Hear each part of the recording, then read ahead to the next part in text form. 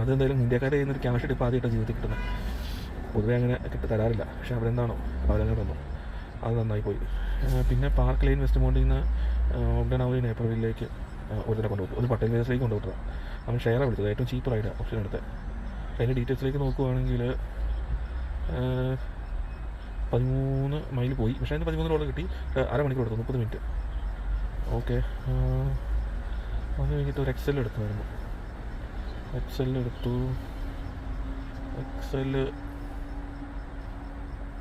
അതിൻ്റെ പിള്ളേരുണ്ടായിരുന്നു. പിള്ളേരെയും കൊണ്ട് ഒരാൾ വന്ന് കയറിയില്ല. 3 മൈൽ ഓടിയതിന് $7.35 കിട്ടി. അങ്ങോട്ട് പോയില്ല. ഓക്കെ, അപ്പം അങ്ങനെ അതൊരെണ്ണം. പിന്നെ അതിന് മുമ്പ് ഒരു എക്സൽ വന്നായിരുന്നു.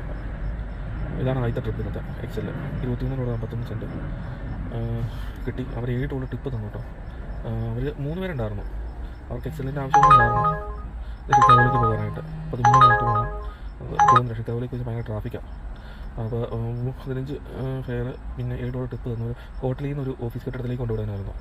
അപ്പോൾ അവന്മാരെന്തോ ദൂരെ നിന്നുള്ളവന്മാരാണ്ടാണ്. കണ്ടിട്ട് എനിക്ക് അവരുടെ സംസാരം കേട്ടിട്ട് എനിക്ക് തോന്നുന്നു UK ആണെന്ന് എനിക്ക് തോന്നുന്നത്. ഏതോ വിദേശത്തു നിന്നുള്ളവരായിരുന്നു. അവരെ ഹോട്ടലിൽ നിന്ന് ഓഫീസിലേക്ക് കൊണ്ടുവിടാനായിട്ട് പോയതാണ്.